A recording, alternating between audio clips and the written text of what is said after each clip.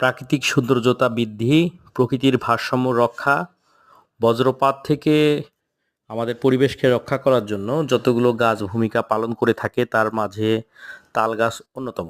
হ্যাঁ বন্ধুরা, যেই দেশের জন্য যেই গাছগুলো খুব বেশি প্রয়োজন, মহান আল্লাহ তাআলা সেই দেশ সেই মাটি অনুযায়ী সেই গাছ সৃষ্টি করে দিয়েছেন আমাদের জন্য, আলহামদুলিল্লাহ। বন্ধুরা, আমি তাল গাছের কথা বলছি।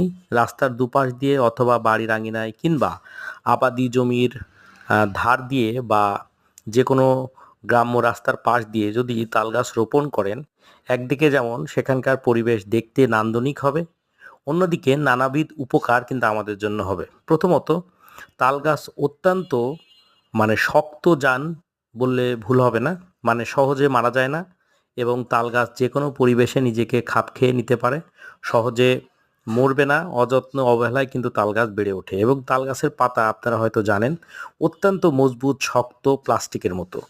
যার কারণেই এই গাছগুলো আমাদের বজ্রপাত থেকে আমাদের পরিবেশকে রক্ষা করে, কৃষককে রক্ষা করে। পাশাপাশি এই গাছের পাতা থেকে হাত পাখা তৈরি করা যায়। এর ফল অত্যন্ত সুস্বাদু এবং বিভিন্ন রকম ভিটামিনের অন্যতম উৎস। পাশাপাশি তাল গাছের যে গুঁড়ি, এই গুঁড়ি থেকে কাঠ তৈরি হয়। তাল গাছে বিভিন্ন প্রকার পাখি বাসা বাঁধে, বিশেষ করে বাবুই পাখি।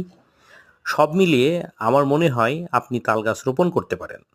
আপনি যেখানেই চাকরি করেন বা ব্যবসা করেন না কেন, আপনার জীবন দশায় যদি ১০০টি গাছ রোপণ করে যান, এটা আপনার জন্য একটি পাথেয় হয়ে থাকবে বলে মনে করছি।